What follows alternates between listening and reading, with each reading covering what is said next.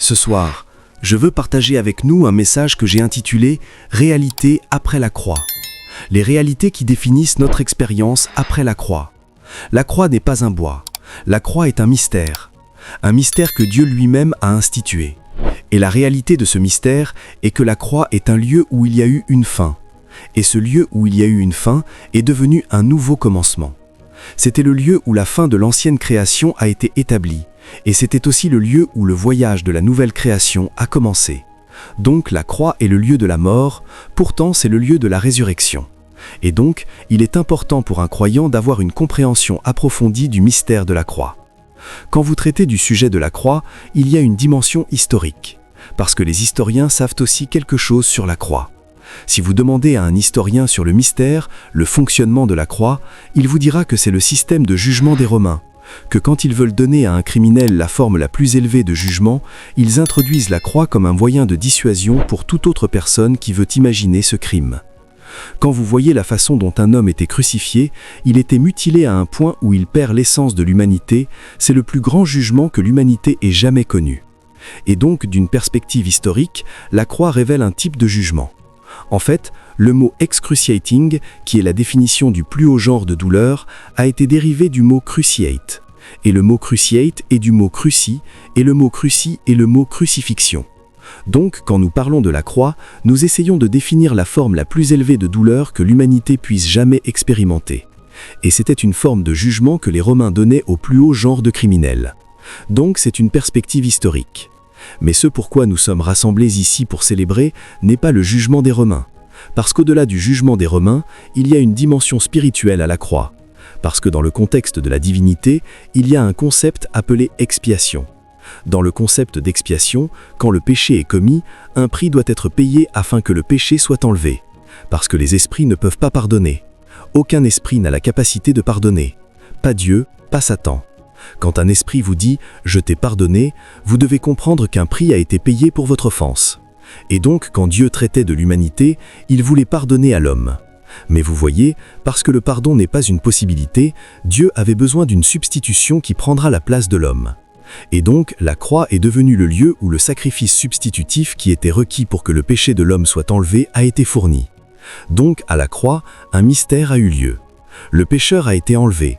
Et le Dieu juste l'a substitué afin qu'au lieu de te tuer, Dieu s'est tué à ta place. Et cela a été logiquement calculé comme si c'était toi qui étais mort. Parce que dans le contexte de l'expiation, il y a ce que nous appelons expiation et il y a ce que nous appelons propitiation. Dans l'expiation, le péché doit être lavé. Dans la propitiation, la colère de Dieu doit être satisfaite. Et donc, quand Dieu voulait équilibrer l'expiation et la propitiation, ce qui s'est passé, c'est que la mort était obligatoire pour le pécheur. Donc Dieu est mort en nom de l'homme. Mais quand Dieu était sur la croix, Dieu a puni Dieu.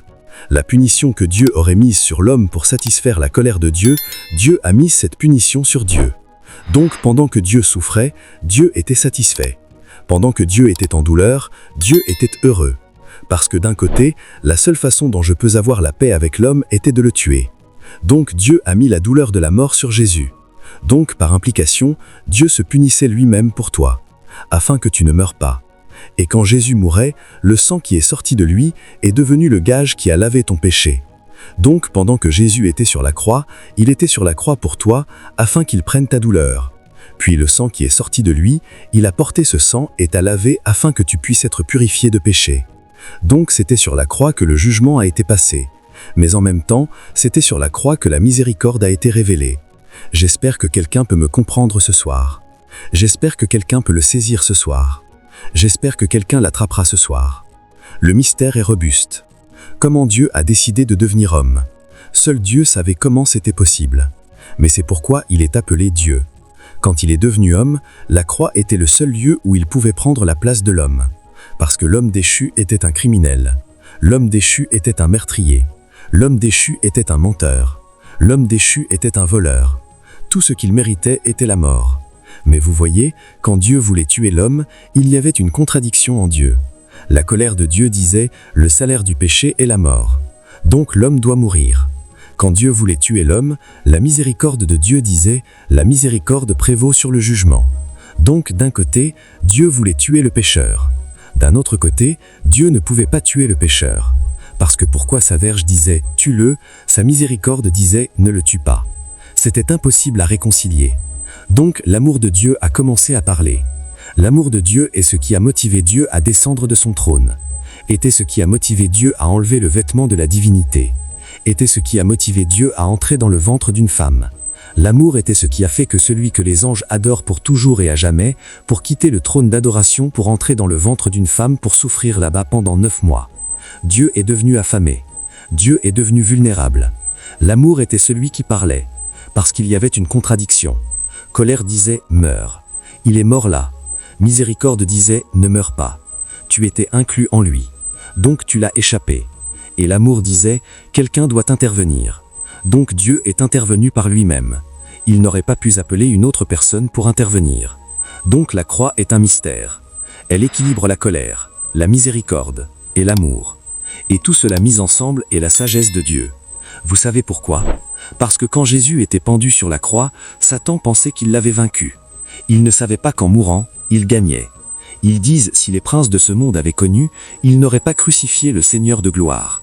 Ils pensaient quand il était pendu là, il était impuissant. Il n'était pas impuissant. Ce n'était pas la croix qui le tenait. Il tenait la croix parce que la croix ne pouvait pas le poser. Il a dit, ce commandement, je l'ai reçu de mon Père. J'ai le pouvoir de déposer ma vie et de la reprendre. Donc, quand il était sur la croix, il paraissait vulnérable, mais il n'était pas vulnérable. Il définissait l'amour. Que bien que tu mérites de mourir, je mourrai pour toi. Il définissait le jugement, que Dieu ne peut jamais excuser le péché, donc le pécheur doit mourir. Il définissait la miséricorde, que Dieu ne peut pas tuer les siens, donc Dieu doit prendre la place des siens. C'était un mystère. C'est ce qui distingue le christianisme des autres religions. Vous savez pourquoi les gens d'autres religions sont confus? Ils ne savent pas quoi faire de leur péché. Donc ils disent, au dernier jour, si ton bien dépasse ton péché, tu iras au paradis. C'est un mensonge. Si je fais du pain pour toi et je mets de la farine et du ciment, et dis, la farine est plus que le ciment, vas-tu le manger? Le standard de Dieu est 100% justice. Si le péché est 1%, c'est compromis. Donc chaque religion du monde est confuse. Ils ne savent pas quoi faire de leur péché. Mais quand tu viens dans le christianisme, nous savons que Dieu n'ignorera pas le péché. Chaque pécheur doit mourir. Mais nous savons aussi qu'en Jésus-Christ, nous tous avons été inclus. Donc quand Jésus est mort, je suis mort. Et nous savions que c'était la révélation de l'amour de Dieu, parce que Dieu ne pouvait pas se permettre de me tuer, même s'il ne pouvait pas ignorer mon péché. Donc il est mort pour moi. Et donc sa miséricorde et son jugement étaient équilibrés. C'est pourquoi, si tu ne sors pas de la croix, il n'y aura pas de christianisme. Le christianisme n'est pas une meilleure vie. Le christianisme n'est pas une vie changée. Le christianisme est une vie échangée. Il a pris ta vie afin que tu prennes la sienne. Il a pris ton péché afin que tu prennes sa justice. Il a pris ta maladie afin que tu prennes sa santé. Il a pris ton échec afin que tu prennes son succès. Dans le christianisme, nous n'essayons pas d'être meilleurs. Nous avons été rendus justes, nous le comprenons. Le voyage du christianisme a été initié à la croix, mais consommé à la résurrection. Si la croix n'était pas venue, le but de Dieu n'aurait pas trouvé expression. J'espère que vous savez que votre existence a créé un défi dans le royaume spirituel. Le premier ciel et terre qui ont été créés n'avaient que des esprits. Le premier gouverneur de la terre était un esprit. Il s'appelait Lucifer, fils du matin. C'étaient des esprits qui gouvernaient la première terre, mais ils se sont rebellés contre Dieu. Et donc la terre a été jugée. Et donc quand vous étudiez Genèse 1:1, la Bible dit « Au commencement, Dieu créa les cieux et la terre ». Et puis verset 2, il dit « La terre était informe et vide ». Mais Jérémie 4:23 nous a dit pourquoi. C'était le jugement qui a rendu la terre informe et vide. Le premier gouverneur de la terre s'est rebellé contre Dieu. Quand il a été jugé, la terre a été détruite. Donc de Genèse 1:3 à 30, Dieu a recréé la terre. Maintenant que la terre était recréée, Dieu avait besoin d'un nouveau gouverneur. C'est pourquoi il t'a créé. Donc tu as été créé pour gouverner la terre. Et donc, le moment où Dieu a créé l'homme en Genèse 1:26, il a dit qu'il domine sur les oiseaux du ciel, les poissons de la mer et tout ce qui rampe sur la face de la terre. Donc l'homme a été créé un gouverneur, un dirigeant sur la terre. Le moment où l'homme a été créé, il y avait de la confusion dans le royaume spirituel. Les anges se demandaient « Qui est cette nouvelle espèce ?» Les démons se demandaient qui est cette nouvelle espèce. Et ce qui a étonné les esprits était le fait que chaque autre esprit allait à Dieu. Mais quand Dieu a créé l'homme, Dieu venait à l'homme. La Bible dit dans la fraîcheur du jour, la voix de Dieu est venue marchant dans le jardin. Les anges ne pouvaient pas comprendre. Psaume 8,4 dit « Qu'est-ce que l'homme pour que tu te souviennes de lui ?» Pour nous, anges, c'est un honneur d'entrer dans ta salle du trône. Maintenant, tu quittes ta salle du trône et tu vas à l'homme. Qu'est-ce que cette créature? Donc, il y avait du chaos. Tous les esprits avaient peur. Et le diable a comploté un coup d'État. Nous devons détrôner ce prince. Mais quand ils se sont tenus, il n'y avait rien qu'ils pouvaient faire pour le détrôner, sauf pour qu'il choisisse de se rebeller contre Dieu. Parce que Dieu lui avait dit « Le jour où tu me désobéis en mangeant l'arbre qui porte le bien et le mal, tu mourras. » Donc le diable l'a attiré à désobéir à Dieu. Le moment où il est tombé, une loi a été activée. Et la loi dit « Celui à qui tu te rends serviteur pour obéir, tu es devenu son serviteur. » Donc la terre que l'homme devait gouverner, il est devenu un serviteur sur terre. C'est quand la maladie a commencé. C'est quand la mort est venue. C'est quand les tremblements de terre ont commencé. C'est quand les glissements de terre ont commencé. C'est quand la terre est sortie de contrôle. Parce qu'il a dit « Ils ne savent pas, ni ne comprendront-ils. Ils marchent dans les ténèbres. » J'ai dit « Vous êtes des dieux parce que vous êtes les enfants du Très-Haut. » Il a dit « Mais vous tomberez comme l'un des princes. » Et le moment où vous tombez, il a dit « La terre sera hors course. » Et donc la chute de l'homme est ce qui a fait la chute de la terre. Et donc après que l'homme soit tombé, la seule chose qui était disponible était le jugement. La salaire du péché est la mort. C'était la mort qui a nécessité la croix, parce que Dieu ne voulait pas que l'homme meure. Il a un agenda. C'était cette raison que Dieu a introduit la substitution. Il l'a testé dans l'Ancien Testament où ils utilisaient des animaux pour l'expiation. Mais il l'a perfectionné en Christ. Donc en Christ, Jésus a pris la place de l'homme déchu, afin que l'homme déchu prenne la place de Jésus. Donc quand nous disons « après la croix », il n'y a qu'une chose que vous trouvez, c'est Christ. Après la croix, il n'y a qu'une chose que vous trouvez, la nouvelle création. Parce que tout ce qui concerne l'ancienne création, la croix l'a tué. Tout ce qui concerne l'ancienne création, la croix l'a arrêté. Donc quiconque passe par la croix émerge comme un porteur de Christ. Si tu sors de la croix, bien que tu sois du Zimbabwe, mais tu n'es pas juste un Zimbabwéen. Quand tu sors de la croix, c'est maintenant Christ en moi, espérance de la gloire. Quand tu sors de la croix, tu n'es plus norgérien. Non, Dieu t'a planté au Nigeria. Comme un citoyen patriotique, tu impacteras le Nigeria. Mais tu dois comprendre que tu es plus qu'un Nigérien. Tu es plus qu'un Zimbabwéen. Tu es une nouvelle création. Tu portes maintenant Christ, tu révèles Christ, tu manifestes Christ. Après la croix, ce n'est pas la religion. Après la croix, c'est Christ. Quelqu'un crie « J'ai été créé un gouverneur, je suis tombé.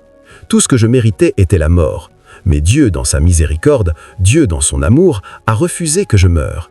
Et il est venu et a pris ma place. Et la seule possibilité que cette arrivée puisse avoir lieu, c'était sur la croix.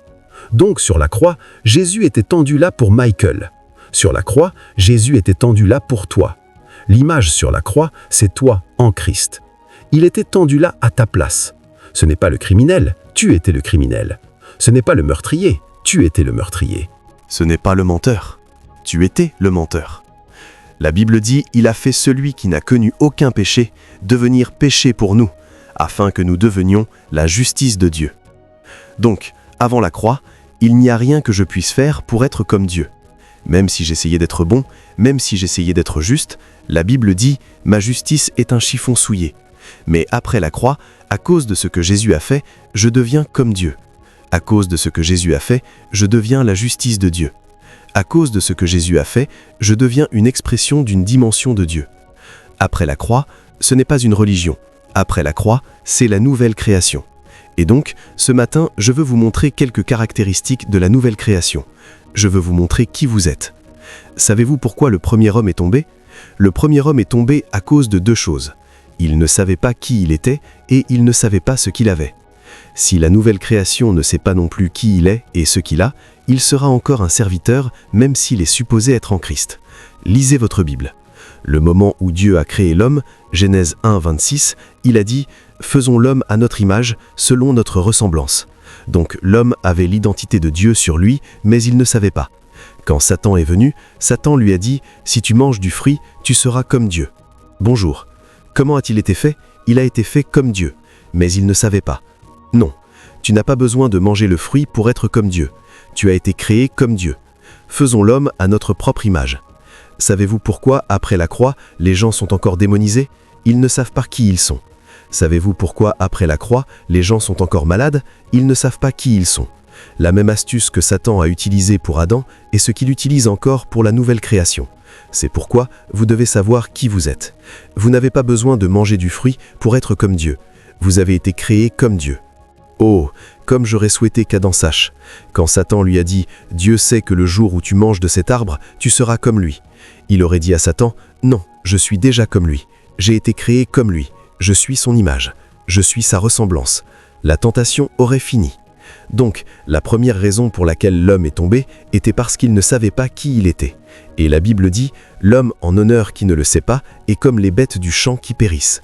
La deuxième raison pour laquelle l'homme est tombé était parce qu'il ne savait pas ce qu'il avait. C'est les deux astuces que Satan utilise encore aujourd'hui. Donc il vient te promettre ce qui aurait dû être un ajout à ta vie. Va et fornique. Tu as de l'argent pour acheter des cheveux. Compromis, ils te donneront une promotion. Non. Il dit, cherchez d'abord le royaume de Dieu et sa justice. Toute autre chose est un ajout. Non monsieur, nous n'avons pas besoin. De tout ce que les gentils cherchent est un ajout. Tu n'as pas besoin de compromettre pour une promotion. Tu n'as pas besoin de compromettre pour de l'argent. Tu n'as pas besoin de compromettre pour de l'acceptation. En 1 Corinthiens 3, 21, il a dit « Toutes choses sont à vous ». En 2 Pierre 1, 3, il a dit « Toutes choses qui concernent la vie et la piété vous ont été données. Tu as juste besoin de savoir ». Adam ne savait pas. Vous savez ce que Dieu a donné à Adam? 5 choses. Numéro 1, Dieu a donné à Adam sa nature. Donc si tu grattes Adam, tu verras Dieu. Numéro 2, Dieu a donné à Adam son caractère. Donc si tu vis autour d'Adam, Adam ressemblait à Dieu. Numéro 3, Dieu a donné à Adam son autorité, qu'il domine. Cela signifie quand Adam parle, c'est comme si Dieu parle. Numéro 4, Dieu a donné à Adam sa présence. Éden n'est pas un lieu, c'est un portail, un lieu de présence divine. Numéro 5, Dieu a donné à Adam sa vie. C'était dans l'arbre de vie. Adam ne savait pas qu'il avait la nature de Dieu. Adam ne savait pas qu'il avait le caractère de Dieu. Adam ne savait pas qu'il avait l'autorité de Dieu. Adam ne savait pas que la présence de Dieu était disponible. Et Adam poursuivait toutes ces choses en allant manger une pomme. N'est-ce pas la même raison pourquoi quelqu'un te dira « Viens te baigner à minuit dans la rivière » et ils finissent par coucher avec toi, et tu n'es toujours pas marié. Tu ne sais pas qui tu es. Venez. N'est-ce pas la raison pourquoi certains d'entre vous volent pour faire partie d'un gang? Tu ne sais pas qui tu es. Je n'ai pas besoin d'un gang pour définir ma valeur. Moi seul, je suis un gang. Savez-vous ce que je suis venu au Zimbabwe avec? Je suis venu avec le Saint-Esprit. Je suis venu avec des anges. Je n'ai pas besoin d'un gang. Quand je viens, le ciel vient. Personne ne peut me dire, à moins que tu soutiennes ton corps, tu ne peux pas appartenir à nous. Je n'ai pas besoin d'appartenir à vous. Mais tu ne sais pas, ils ne savent pas, ni ne comprendront-ils. Le premier homme est tombé parce qu'il ne savait pas qui il était, et il ne savait pas ce qu'il avait. Et la nouvelle création est aussi un serviteur parce qu'il ne sait pas qui il est et il ne sait pas ce qu'il a. Et donc, rapidement, laissez-moi vous montrer quelque chose qui vous définisse après la croix. Jésus n'est pas devenu homme. Jésus n'est pas mort d'une mort honteuse pour que tu vives comme ça, luttant avec le cancer. Non. Jésus n'est pas mort. Jésus n'a pas été enterré pour que tu sois comme ça, luttant avec la fornication. Quand il est ressuscité des morts, il t'a fait comme lui-même. Mais la question est, sais-tu qui tu es? Sais-tu ce que tu as? C'est une réalité. Numéro 1. Quelle est ta réalité après la croix? Tu es totalement pardonné. Tes péchés sont lavés. Écoute, quand ton péché a été mis sur Jésus, Dieu l'a tué. Si Dieu voit du péché sur toi, il aurait tué. Tes péchés sont lavés. Donc ne laisse aucun démon venir mettre de la culpabilité sur toi. Je ne dis pas que tu ne peux pas pécher, mais je dis même maintenant, si par hasard, et ce n'est pas une approbation au péché, mais si par hasard tu tombes, la Bible dit, si un homme juste tombe 7 fois il se relèvera, parce que le sang a lavé tes péchés. Vous savez pourquoi la plupart d'entre vous ne pouvez pas entrer dans votre destinée? Le diable vous tient encore en rançon pour quelque chose que vous avez fait il y a 10 ans. Le diable vous tient encore en rançon pour quelque chose que vous avez fait il y a 5 ans. Non, comme la nouvelle création, tes péchés sont lavés. Si tes péchés n'étaient pas lavés, tu ne pouvais pas faire partie de la famille de Dieu. La Bible dit en Colossiens 1, 12 et 13, et dit « Rendant grâce au Père, qui nous a rendus dignes d'avoir part à l'héritage des saints dans la lumière, nous ayant transférés du dominion des ténèbres et nous a traduits dans le royaume de son cher Fils. et dit « Ayant lavé nos péchés et nous ayant accordé la rédemption par son sang, nous avons été rachetés par le sang, nos péchés sont lavés. Maintenant, écoute ça, parce que je suis juste, je ne me soumets pas au péché, je vis au-dessus du péché. Mais au cas où je tombe, aucun démon ne peut m'accuser. Au cas où je tombe, aucun démon ne peut me mettre bas avec de la culpabilité. Quand je me relève, je me repens sincèrement. Je reçois la grâce de ne plus tomber et je dis à Satan, c'est entre moi et mon Père. Va-t'en d'ici. Tes péchés sont lavés. C'est pourquoi la croix t'a bénéficié. Il n'y avait rien que tu pouvais faire pour tes péchés. Mais sur la croix, Jésus a fait quelque chose à ce sujet. Son sang a lavé tes péchés. La croix a traité l'aggrave de Dieu envers toi. Et donc, Romains 5:1 nous dit maintenant que nous avons la paix avec Dieu le Père. Je peux vous dire que la raison pour laquelle plus de 50% des chrétiens ne peuvent pas devenir ce que Dieu leur a dit d'être est à cause de la culpabilité de péché. Et parce qu'ils portent cette culpabilité, ils continuent de tomber encore et encore et encore. Le jour où tu réalises que Dieu t'a pardonné inconditionnellement, son amour te contraindra maintenant. C'est le jour où tu vivras au-dessus du péché. Dieu ne dit pas « vis dans le péché », mais Dieu te dit « j'ai payé le prix ». Le jour où tu le sauras, tu connaîtras mon amour. Et le jour où tu connais mon amour, tu vivras au-dessus du péché. Numéro 2, après la croix, la nouvelle création est acceptée dans le bien-aimé. Tu as été accepté dans la communauté et la famille de Dieu. Éphésiens chapitre 1 verset 6, la Bible dit « Rendant gloire à Dieu qui nous a acceptés dans le bien-aimé ». Tu as été inclus dans la famille de Dieu. Ta famille n'est pas juste la famille que tu as au Zimbabwe. Tu as une autre famille dans l'esprit. Certains d'entre vous pensent que vos membres de famille sont juste vos frères et vos sœurs. Non, monsieur. Il y a une chose appelée esprit de jugement rendu parfait. Il y a une chose appelée innombrable compagnie d'anges. Tes frères ne sont pas juste les physiques. Tes amis ne sont pas juste ceux que tu as rencontrés à l'école. Puis-je te dire quelque chose ? Si tu as plus de connexion sur terre que tu as dans l'esprit, tu seras désavantagé. Tu as plus de connexion dans l'esprit que sur la terre. Tu as été inclus dans le bien-aimé. C'est la divinité.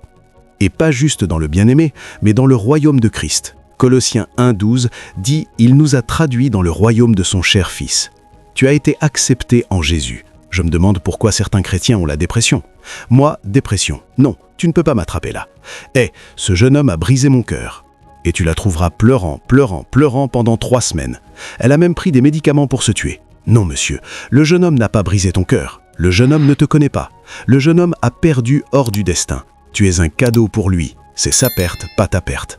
Parce que partout où je viens avec Dieu. Je suis un avantage, je suis une bénédiction, je suis un cadeau. Parce que j'ai été accepté dans le bien-aimé. Et devinez quoi ? Quand il t'a accepté, il ne t'a pas juste numéroté comme un autre membre de famille. Non, la Bible dit « il t'a donné un trône ». En Éphésiens 2:6, cela dit « tu es assis avec Christ dans les lieux célestes ». Tu es assis avec Christ dans les lieux célestes. Maintenant, pensez-y. Sur Terre, nous avons différents trônes. Il y a des trônes provinciaux, il y a des trônes présidentiels. Imaginez le pouvoir qu'ils commandent quand ils sont assis là. Mais devinez quoi ? Ces sièges ont des mandats. Ils s'assoient là, certains pour 4 ans, certains pour 5 ans, certains pour 8 ans, certains pour 10 ans. Quand le mandat est fini, ils deviennent des gens normaux. Mais le trône que nous avons reçu, Hébreux 1:8, dit « Ton trône, ô Seigneur, est pour toujours et à jamais ». Tu as été intronisé pour toujours et à jamais. Donc tu es devenu un dirigeant éternel. Tu es un dirigeant. C'est pourquoi Apocalypse 1:6 dit « Il t'a lavé et t'a fait un roi et un prêtre ». Tu es un roi. La nouvelle création est un roi. Tu n'es pas un mendiant. Et vous savez ce que la Bible dit ? Cela dit « Où la parole du roi est, il y a du pouvoir ». Quand je parle, il y a du pouvoir. Quand je parle, je ne parle pas juste anglais. Je parle du pouvoir. Quand je parle esprit. Quand je parle vie. Pourquoi pensez-vous que les sourds nous entendent ? Pourquoi pensez-vous que les boiteux nous entendent ? Nous savons qui nous sommes. Ce n'est pas juste à propos de l'onction. La nouvelle création a été faite un roi. Et donc, quand il parle, il y a du pouvoir. Quand tu parles, t'attends-tu à du pouvoir ? Tu ne sais pas qui tu es. C'est pourquoi tu continues de mendier et mendier, où tu devrais donner des lois.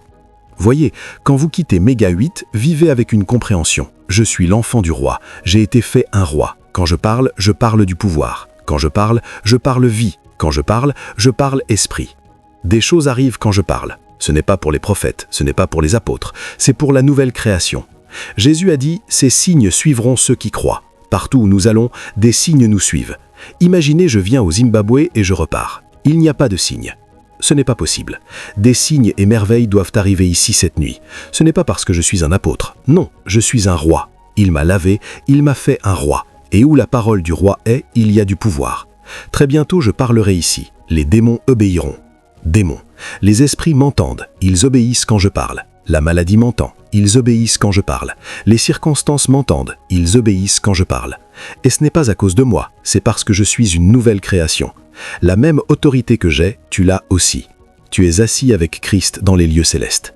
Je suis accepté. Quand je suis entré dans cet endroit, je me suis dit, une autre dimension de Dieu vient d'entrer ici. Ceux qui sont venus avant, voyez-vous, c'est venu avec sa propre dimension. Et vous l'avez senti, vous avez interagi avec elle. Je suis venu avec la mienne. Non, nous ne sommes pas des personnes. Ne nous numérotez pas comme des personnes. 1, 2, 3 et 4. Vous êtes dans l'erreur. Quand nous nous rassemblons comme ça, nous ne sommes pas des personnes. Nous sommes des conjugaisons. Convergence, colocation de dimensions divines. Dimension divine. Nous sommes une agrégation de dimensions divines. Quand vous comptez des nombres, vous êtes dans l'erreur. Ne comptez pas 1, 2, 3 et 4. Vous êtes dans l'erreur. Quand 5 d'entre nous se tiennent, ce sont 5 dimensions de Dieu. Une est prophétique, une a du pouvoir, une a un signe, une a de la vitesse. Comptez dimension, comptez dimension. Dans mon pays, nous gérons le système du Sénat. Et dans le système du Sénat, chaque État a 3 sénateurs. Vous savez ce que cela signifie? Il ne compte pas 3 là, il compte État. Cela signifie que 3 personnes équivalent à un État. Waouh! Ici, quand nous nous rassemblons comme ça, vous ne comptez pas nombre. Cela s'appelle corps de Christ. Certains d'entre vous sont sa main, certains d'entre vous sont ses jambes, certains d'entre vous sont sa voix. Vous ne comprenez pas parce que vous avez été accepté. Findez votre dimension, trouvez votre dimension. Je suis accepté. Le jour où j'ai découvert que j'étais un roi, j'ai commencé à lister les crises dans ma famille et j'ai commencé à les changer. J'avais 4 sœurs aînées qui n'étaient pas mariées. Je les ai regardées et j'ai dit « Je vous libère vers la maison de votre mari ». En 18 mois, toutes se sont mariées. J'ai réalisé qu'il y avait un roi ici. J'attends pas la chance pour qu'elles se marient, je les envoie vers la maison de leur mari. Vous ne comprenez pas. Quelqu'un attend. Si cela arrive, cela arrivera. Non, monsieur, vous le ferez arriver. Dans Luc 10, 16, il a dit « Quand ils vous entendent, ils m'entendent ». Vous êtes maintenant inclus en moi. C'est la nouvelle création.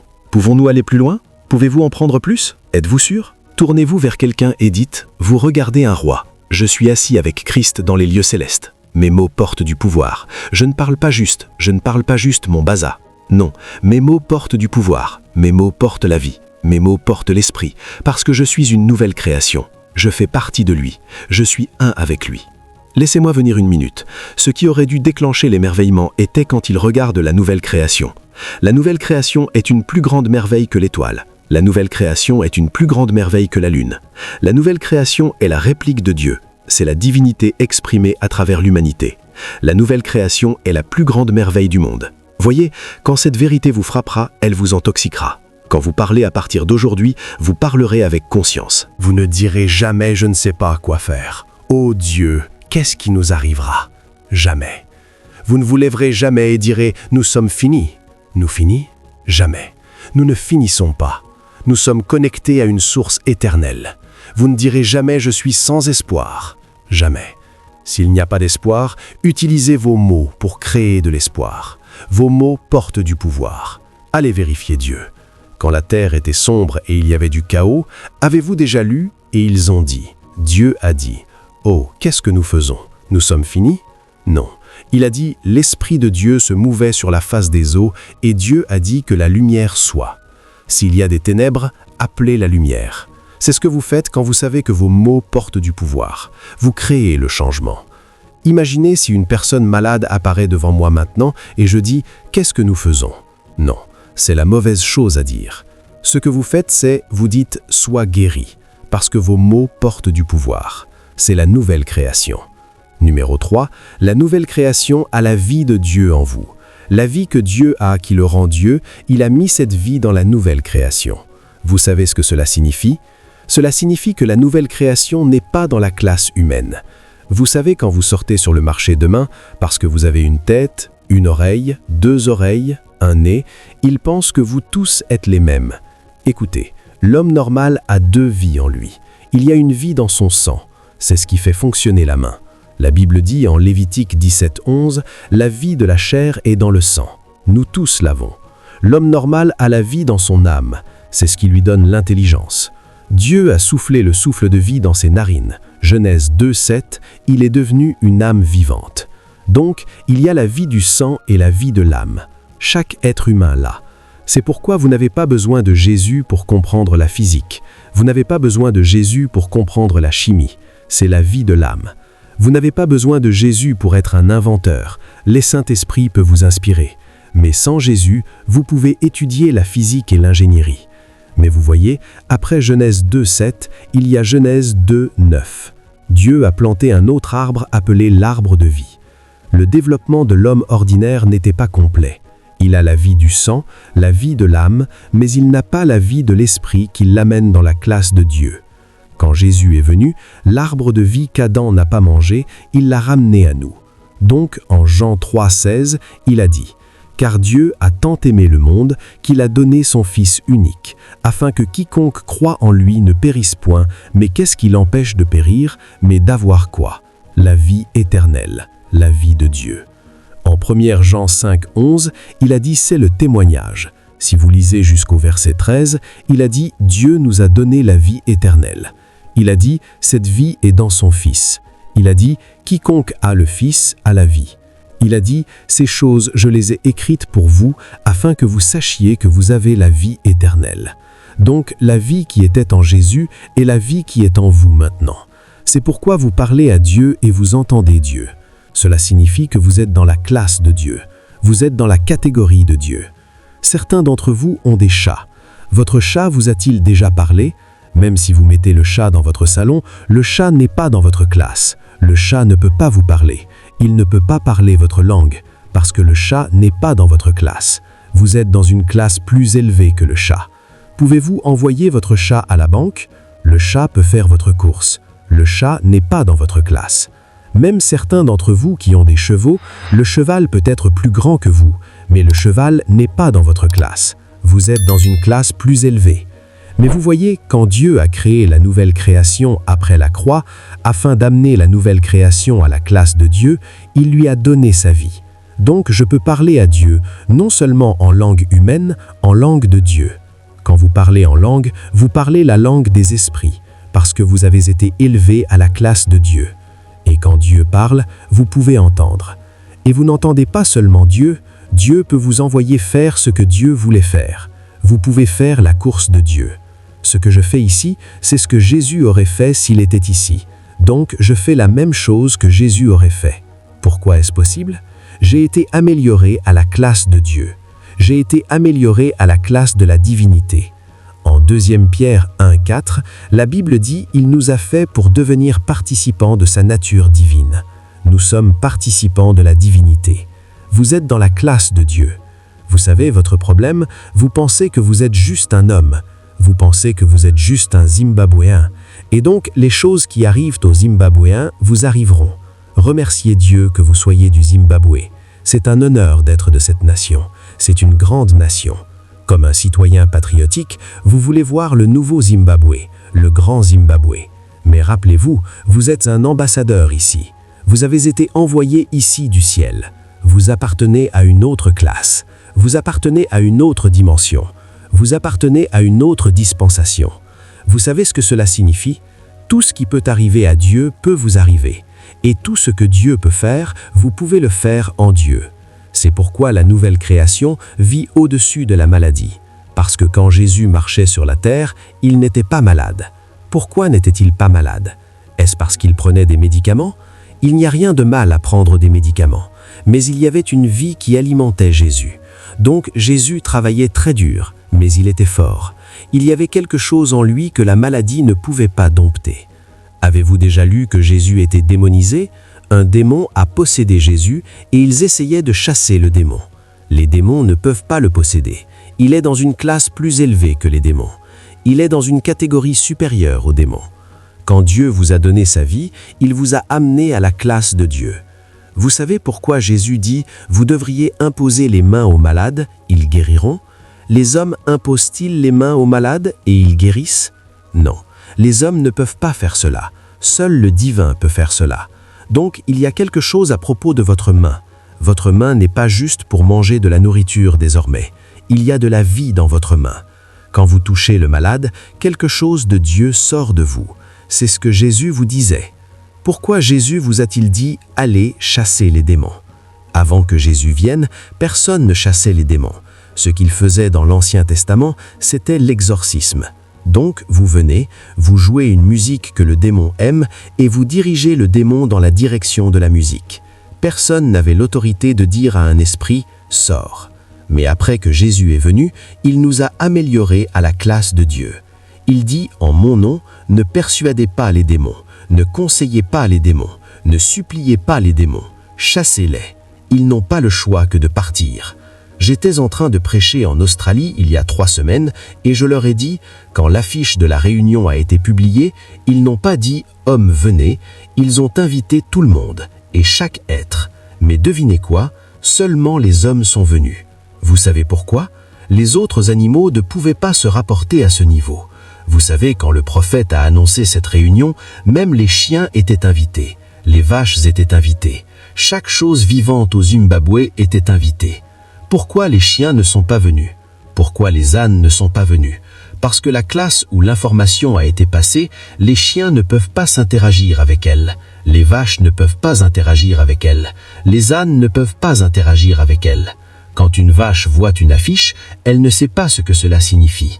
Quand un chien voit une affiche, il ne sait pas ce que cela signifie. Vous savez pourquoi? C'est une classe supérieure à eux. Mais vous voyez la classe où nous, la nouvelle création, sommes. Quand Dieu parle, nous savons. Parce que nous pouvons interagir, nous sommes dans sa classe. Donc tout ce que Dieu veut faire, il peut le faire à travers vous. Et tout ce qui ne devrait pas arriver à Dieu ne devrait pas vous arriver. Donc, comme vous êtes debout ici maintenant, vous pouvez refuser la maladie. Quand vous refusez la maladie et la maladie sait que vous êtes sérieux, la maladie saura que vous savez qu'il n'a pas de pouvoir sur vous. La maladie cédera. Si vous résistez à un démon, si vous résistez à Satan et le Satan sait que vous savez qu'il ne peut pas vous dominer, après un moment, le Satan partira. Il dit « Résistez au diable, il fuira de vous », parce que vous êtes dans une classe supérieure au diable. Et puis, quand vous grandissez dans cette connaissance, un point arrive quand vous commencez à chasser les démons. Partout où ils disent « il y a un démon », vous dites « je viens ». Voyez, quand nous avons commencé à apprendre cette chose il y a de nombreuses années, quand ils disent quelqu'un est malade, nous disons « Attendez, avant d'aller à l'hôpital, s'il vous plaît, permettez-nous 5 minutes, nous venons ».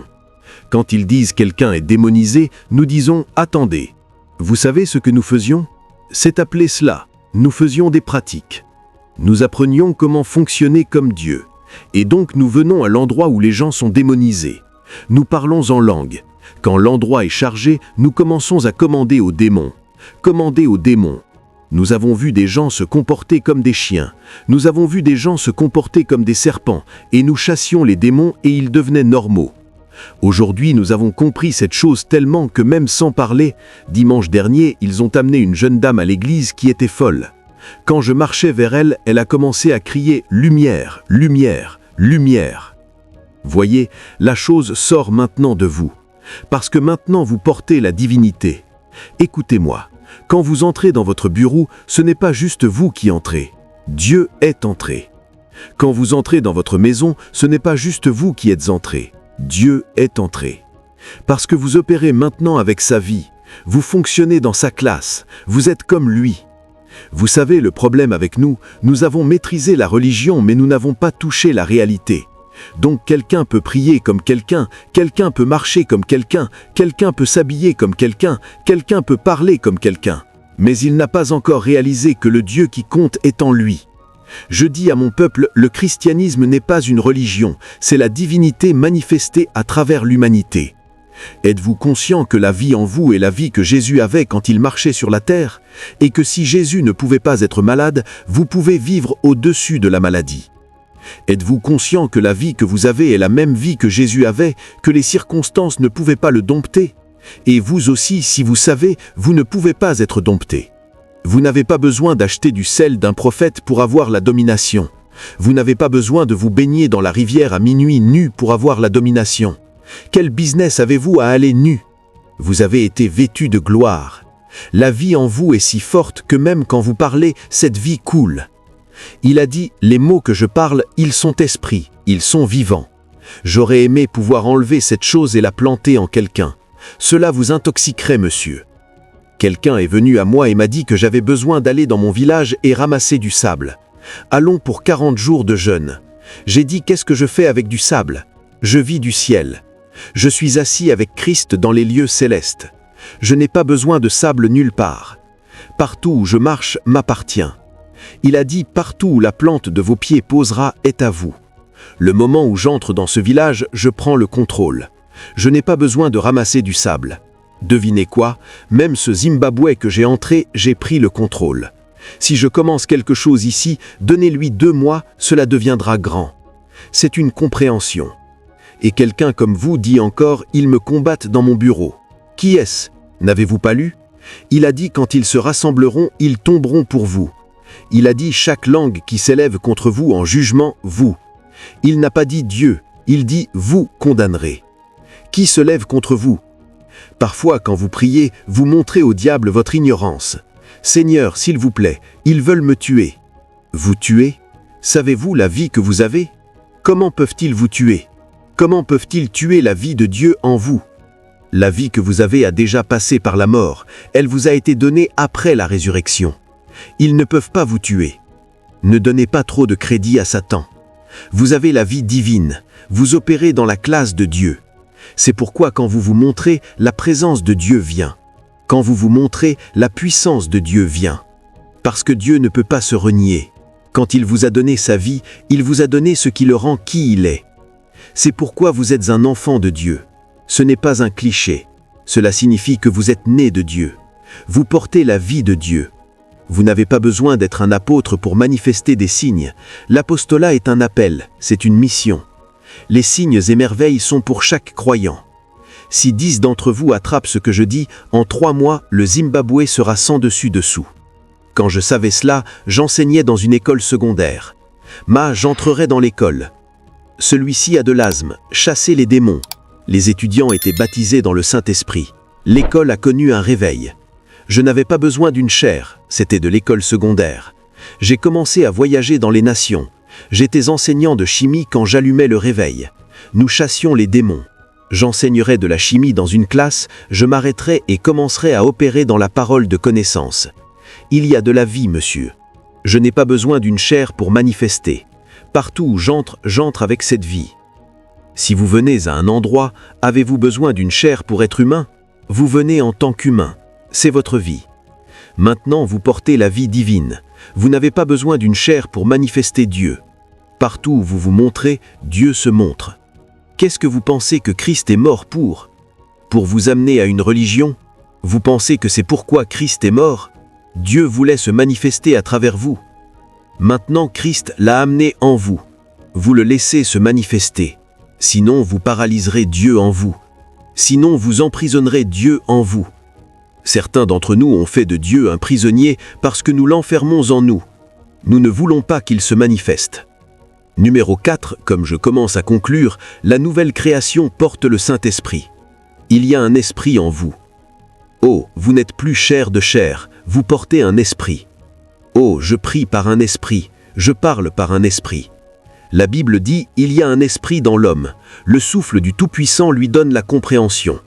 Je sais par l'esprit, je parle par l'esprit, je vis par l'esprit, je fonctionne par l'esprit. Il y a un esprit en moi. En Jean 7, 38, Jésus a dit « Ceux qui croient, de leur ventre couleront des fleuves d'eau vivante ». La manifestation du Saint-Esprit en vous est un fleuve. Voyez, dans l'Ancien Testament, ils utilisaient une coupe pour puiser de l'eau. Il a dit « Avec joie, vous puisez de l'eau des puits du salut ». Vous savez pourquoi vous aviez besoin d'un prophète, d'un prêtre ou d'un roi qui est oint pour se montrer avant de voir Dieu. Mais dans le Nouveau Testament, Dieu a été distribué à nous tous. Donc vous ne puisez pas avec une coupe. Dans le Nouveau Testament, c'est un fleuve coulant de vous, de leur ventre. Voyez, quelqu'un a besoin de se noyer dans Bab. Je vous le dis, une personne. Regardez ce que cette femme de Dieu a fait. C'est une personne.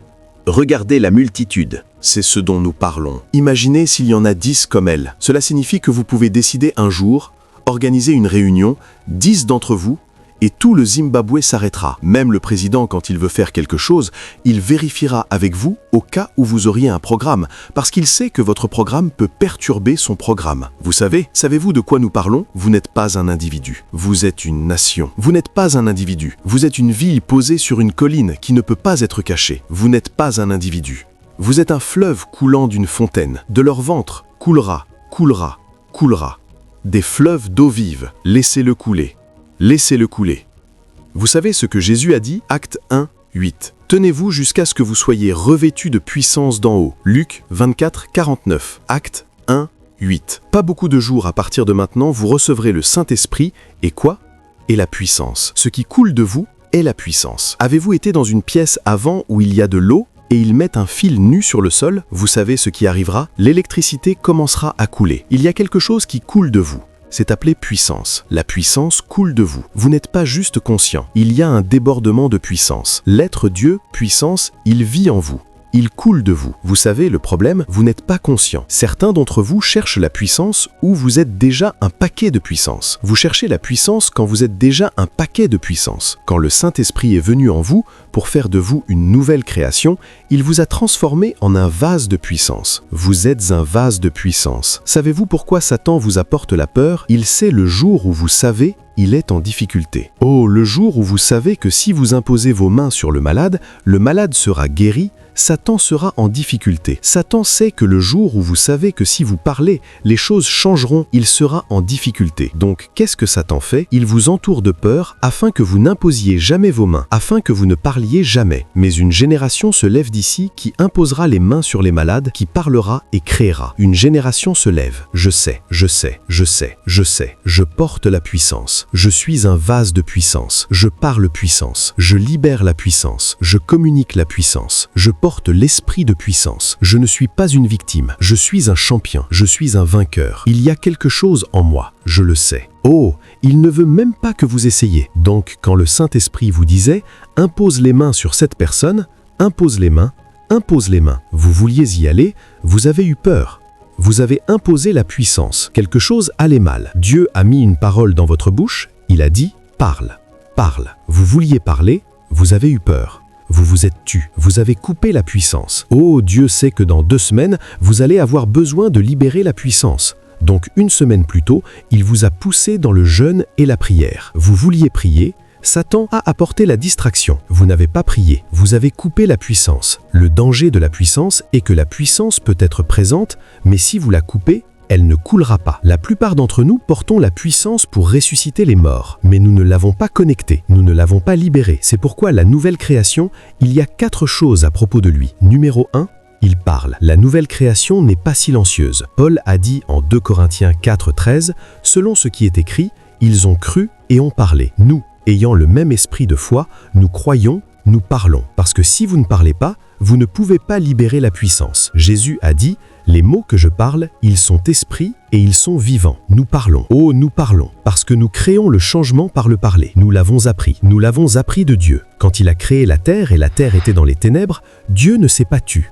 Il est venu et a commencé à parler. Que la lumière soit. Si vous êtes créé à l'image de Dieu, alors vous devez vous comporter comme Dieu pour avoir le résultat de Dieu. Quand Dieu avait besoin de résultats, Dieu a parlé. Si vous avez besoin de résultats, vous devez parler. La nouvelle création est un parleur. Si vous avez besoin de changement, parlez-le. Si vous avez besoin de percer, parlez-le. Si vous avez besoin de progrès, parlez-le. Si vous ne le parlez pas, vous ne le verrez pas. Il a dit, « Moi, l'Éternel, je confirme les mots de mes serviteurs. J'exécute le conseil de mes messagers. » Mes amis vous diront, il y a de nombreuses années, nous étions jeunes, nous étions pauvres, nous étions fauchés, mais nous ne parlions jamais pauvreté, nous ne parlions jamais notre âge. Vous savez ce que nous disions?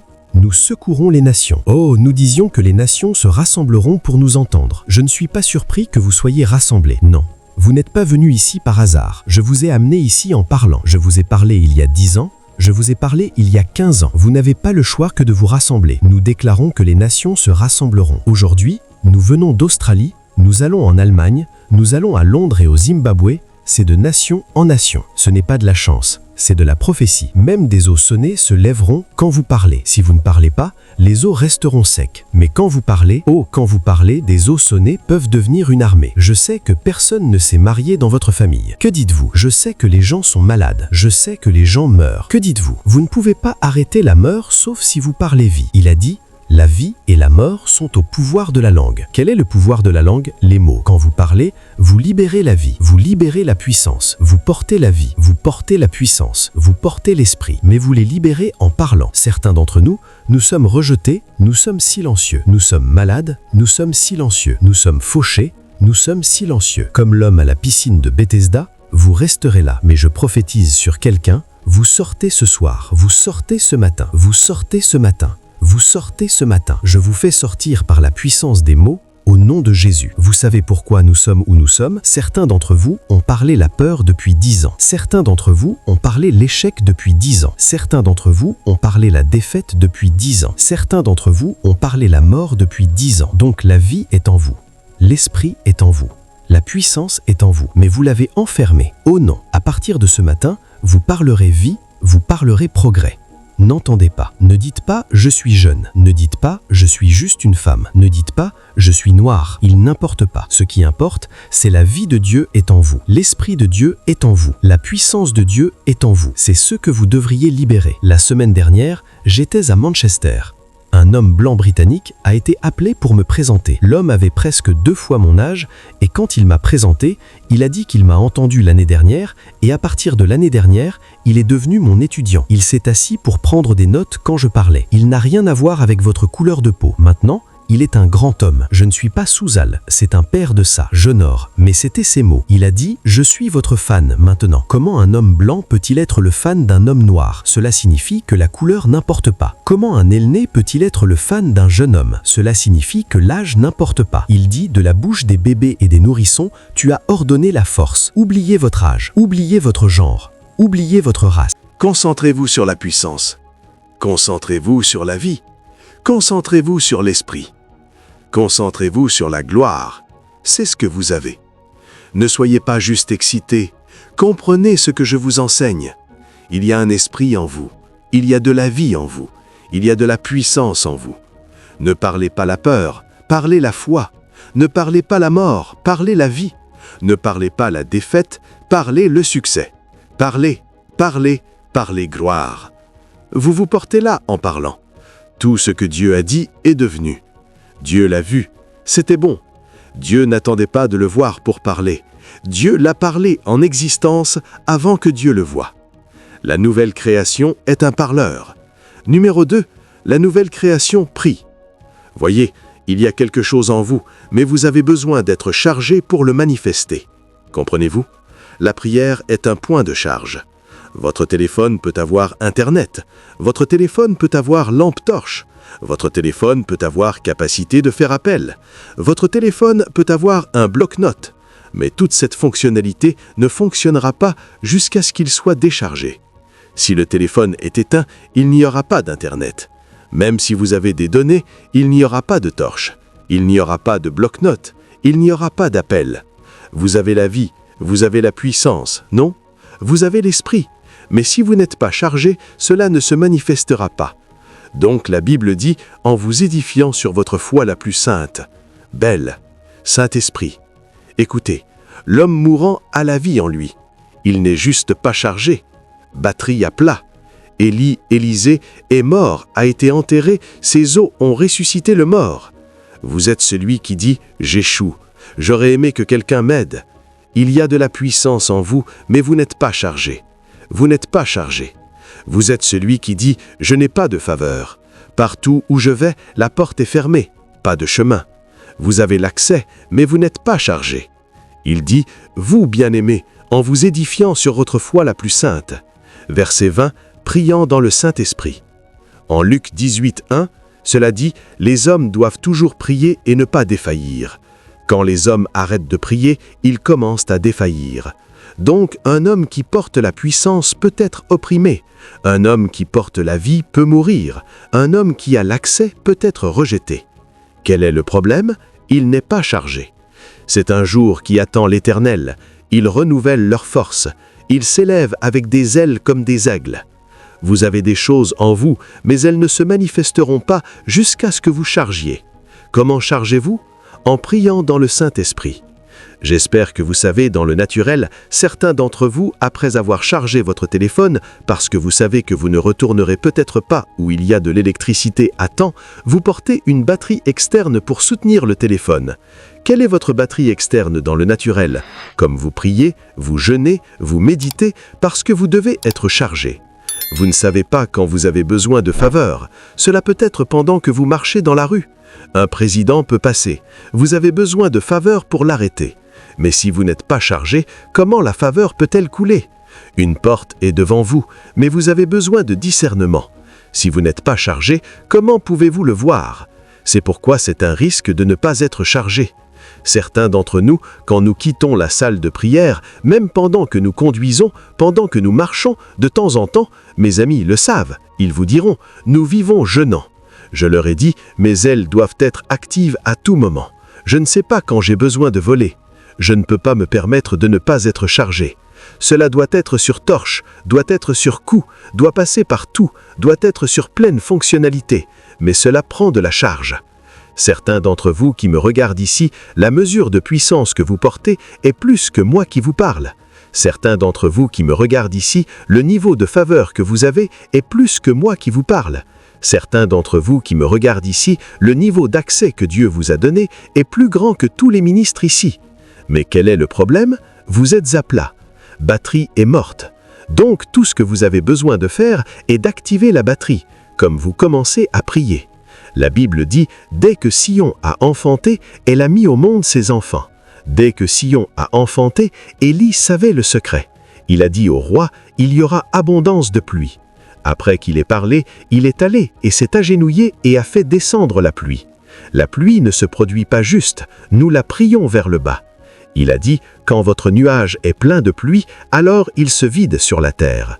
Il y a eu un temps dans ma vie où chaque soir, j'aurais une migraine. J'ai commencé à vivre avec du paracétamol, un analgésique, jusqu'à ce qu'un jour arrive, je suis devenu fatigué.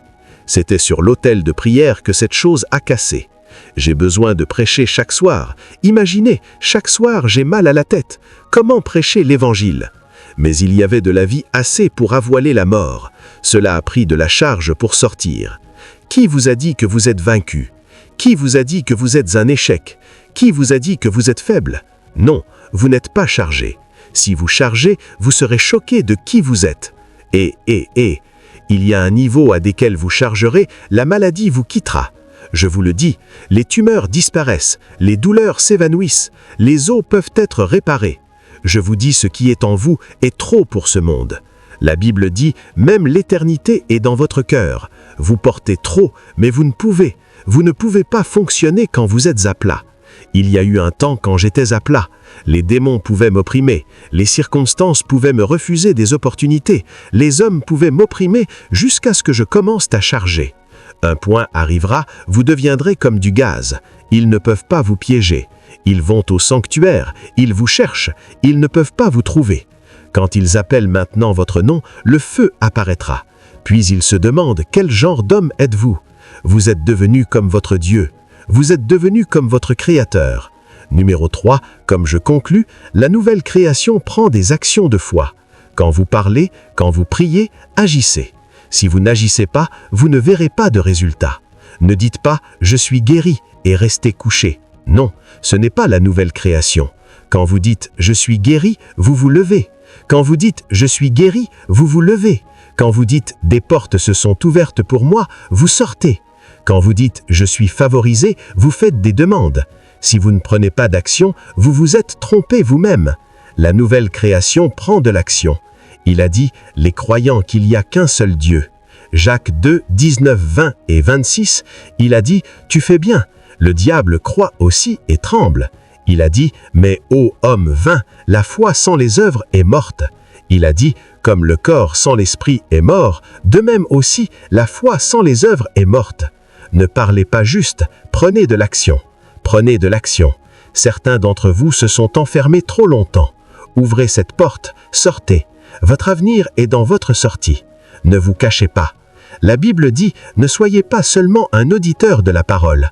Il a dit, mais soyez des pratiquants de la parole. Il a dit, le pratiquant est celui qui est béni. Prenez, fils, Vous dites avoir la faveur. Comment se fait-il que vous n'avez rien essayé? Vous dites Dieu a ouvert des portes pour vous. Comment se fait-il que vous n'avez pas fait de demande? Vous dites vous êtes guéri. Comment se fait-il que vous n'avez pas agi votre foi? La puissance ne coulera pas jusqu'à ce que vous agissiez. Argent et or, je n'en ai pas. Tel que j'ai, je te donne, au nom de Jésus. Lève-toi et marche. L'homme s'est assis. Il n'y avait pas de puissance. Pierre l'a tiré vers le haut, et alors la puissance est entrée. Quand vous agissez, vous verrez la puissance. Il a dit, et ils sont allés, et le Seigneur marchant avec eux, avec des signes et des merveilles suivants. Si vous n'agissez pas votre propre semence, la nouvelle création est un acteur. C'est pourquoi cela s'appelle acte des apôtres. Ils ont agi, et ils ont vu le résultat. Donc numéro 1, la nouvelle création est un parleur. Numéro 2, la nouvelle création est un priant. Numéro 3, la nouvelle création est un acteur.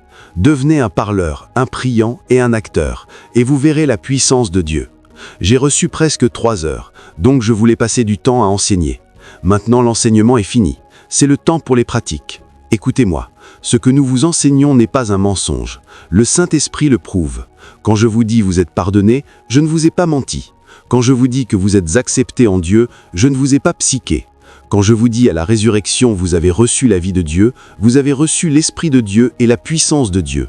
Ce n'était pas un mensonge. Et quand je vous dis si vous parlez cela se montrera, si vous priez cela se montrera, si vous agissez cela se montrera. Je ne plaisantais pas avec vous. Je ne suis pas un comédien. Je parle par l'Esprit. Je vous donne les oracles de Dieu. J'ai voyagé de nation en nation, cette chose n'échoue jamais. Je suis allé dans des endroits où ils critiquent ce que nous faisons. C'est répondu. Il a dit, nous n'avons pas cru des fables astucieusement conçues quand nous vous avons parlé de Christ, le roi venant. Ce ne sont pas des fables, ce ne sont pas des astuces, ce ne sont pas des mensonges. Le ciel et la terre passeront, ils resteront, c'est la substance de l'Évangile. Que quand vous le connaissez comme Dieu et le glorifiez, il vous transforme en sa ressemblance. C'est qui vous êtes. Êtes-vous prêts ce soir? Êtes-vous prêts ce soir? Je vais d'abord vous donner une opportunité de le démontrer. Vous allez affronter n'importe quel défi avec lequel vous êtes venu ici aujourd'hui et le commander au nom de Jésus de vous quitter. Et quand vous donnez ce commandement, vous fermerez vos yeux et exprimerez votre réponse immédiatement et ensuite prenez de l'action. Prenez de l'action. J'ai prêché cet évangile dans plus de 35 nations. Cela n'a pas échoué une fois, parce que le ciel et la terre passeront. Pas un iota ou un titre de cette vérité ne passera. J'étais en train de prêcher dans un endroit appelé Kitwe en Zambie. J'ai prêché comme ça. Je leur ai enseigné à donner des commandements. Une femme avec un cancer du sein stade 4, cela a disparu sur place. Ce que cela signifie, c'est que vous n'avez pas besoin de moi pour marcher dans le miraculeux. Nous ne sommes plus dans l'Ancien Testament. Vous pouvez le générer dans votre chambre. Une dame avec un glaucome, 2 ans de lutte, lunettes épaisses, yeux ouverts, vision clarifiée. Ce n'est pas par la puissance, ce n'est pas par la force, c'est par l'esprit. Chacun de nous peut voir, le Saint-Esprit me parle maintenant. Mais combien de personnes puis-je donner une parole de connaissance? Vous pouvez commander votre résultat. Maintenant, comme je suis debout ici maintenant, le Saint-Esprit me dit à l'intérieur de cette tente, il a dit, il y a une jeune dame qui a un défi de cycle menstruel, c'est une crampe et cela vient avec un saignement excessif. À l'intérieur de cette tente, et cela me dit la personne a été guérie. S'il vous plaît, qui est cette personne? Levez notre main droite. Laissez-moi vous voir là. Je viens de le capter maintenant. Je vois une main au fond. Levez-la correctement. Voyons. Le Seigneur touche déjà des gens. Mais nous tous pouvons générer cette chose. Ce ne sont pas des fables. J'ai la vie de Dieu juste comme vous. Mais je veux la libérer maintenant. Étirez vos mains vers moi. J'ai prêché ce soir, je suis fatigué. Mais écoutez, je veux que vous voyiez quelque chose. Je veux que vous voyiez que la puissance de Dieu est sur tous les croyants. Pas seulement sur les apôtres, pas seulement sur les prophètes, pas seulement sur les pasteurs. C'est pour tous les croyants. Ce n'est pas pour les prophètes. Ce n'est pas pour les pasteurs, ce n'est pas pour les apôtres, c'est pour les croyants, c'est pour les croyants, c'est pour les croyants. Je veux que vous voyiez quelque chose. Je veux que vous voyiez que la puissance de Dieu est sur tous les croyants, pas seulement sur les apôtres, pas seulement sur les prophètes, pas seulement sur les pasteurs. C'est pour tous les croyants. Ce n'est pas pour les prophètes, ce n'est pas pour les pasteurs, ce n'est pas pour les apôtres, c'est pour les croyants, c'est pour les croyants, c'est pour les croyants. Je veux que vous voyiez quelque chose. Je veux que vous voyiez que la puissance de Dieu est sur tous les croyants, pas seulement sur les apôtres, pas seulement sur les prophètes, pas seulement sur les pasteurs. C'est pour tous les croyants. Ce n'est pas pour les prophètes, ce n'est pas pour les pasteurs, ce n'est pas pour les apôtres, c'est pour les croyants, c'est pour les croyants, c'est pour les croyants. Je veux que vous voyiez quelque chose. Je veux que vous voyiez que la puissance de Dieu est sur tous les croyants, pas seulement sur les apôtres, pas seulement sur les prophètes, pas seulement sur les pasteurs, c'est pour tous les croyants. Apôtres, cette jeune dame a eu une douleur sur sa jambe droite, sur la jambe droite depuis mai, depuis le mois de mai. Quand vous avez déclaré, elle dit la douleur vient de partir. Que pouviez-vous faire avant? J'aurais des difficultés à me tenir debout pendant longtemps. Je n'ai pas compris cela. J'aurais des difficultés à me tenir debout pendant longtemps. Vous aviez de la difficulté à vous tenir debout longtemps. Oui, je sentirais de la douleur. Pouviez-vous vous accroupir? Il y avait-il quelque chose? Vous sentiez de la douleur quand vous faisiez quoi? C'était juste la douleur quand j'étais debout. Quand vous étiez debout, combien de temps avez-vous été debout? En ce moment, je suis sûr, pendant tout le service. Pendant tout le service, et vous ne pouvez pas sentir la douleur. Marchez par là et revenez. Êtes-vous certain? Que s'est-il passé à lui? Venez. Il y a un miracle ici. Créateur de l'univers. Donnez au Seigneur une victoire. Que pouvez-vous faire? Jésus, venez. Au-dessus de tout autre nom. Que ne pouvez-vous pas? Que ne pouvez-vous pas? Que ne pouvez-vous pas? Créateur de l'univers. Que ne pouvez-vous pas? Que ne pouvez-vous pas? Que ne pouvez-vous pas? Que ne pouvez-vous pas? Venez. Que ne pouvez-vous pas? Jésus. Frère, vous avez eu un accident. Votre os était cassé. Oui, c'était une chirurgie majeure. Les deux étaient cassés. Les deux, oui. Et vous ne pouviez pas marcher sans la canne. Oui, venez. Êtes-vous juste en train de regarder? Êtes-vous juste en train de regarder? C'était vous qui portez. Maintenant, vous le portez. C'était vous qui portez. Vous le portez. Dansez votre chemin et donnez au Seigneur une vision. Pour moi, je suis un homme. Je suis un homme. Il en a un pour moi. Je suis un homme. Je suis un homme. Il en a un pour moi. Ne soyez pas emportés. Si Dieu l'a fait pour un, cela signifie qu'il le fait pour d'autres. Il a envoyé sa parole à Jacob, un éclair sur Israël. N'importe qui avec une condition osseuse, une tumeur dans le corps, je commande votre guérison maintenant. Sautez et criez, je reçois, je reçois. Vérifiez votre corps. Prenez votre corps. Si Dieu a fait quelque chose, rejoignez-les ici. Parlez-moi. J'ai gagné ma bataille pour moi. Par parole de connaissance. Vous avez choisi quelqu'un qui avait des grumeaux dans son sein, des grumeaux dans le sein. Et cette dame avait cela et elle a été opérée en 2015. Vous avez été opéré. Oui, monsieur. Que s'est-il passé? Ils ont dit que c'était fibro. Et est-il revenu? Oui, le grumeau est revenu. Il est revenu dans les deux seins. Mais dans les deux, oui. Que s'est-il passé maintenant? L'autre, je ne peux pas le sentir. Mais l'autre, je sens juste, non, cela ne peut pas être là. Cela ne peut pas faire un et laisser l'autre. Mettez votre main là. Je commande la tumeur. Go au nom de Jésus. Go au nom de Jésus. Dématérialisez au nom de Jésus. Maintenant, go au fond, prenez-le et revenez. Yes, monsieur. Faiseur de chemin, faiseur de miracles, gardien de promesses, lumière dans les ténèbres. Mon Dieu, c'est qui vous êtes? Faiseur de chemin, faiseur de miracles, gardien de promesses, lumière dans les ténèbres. Mon Dieu, c'est qui vous êtes? Faiseur de chemin, faiseur de miracles, gardien de promesses, lumière dans les ténèbres. Parlez-moi.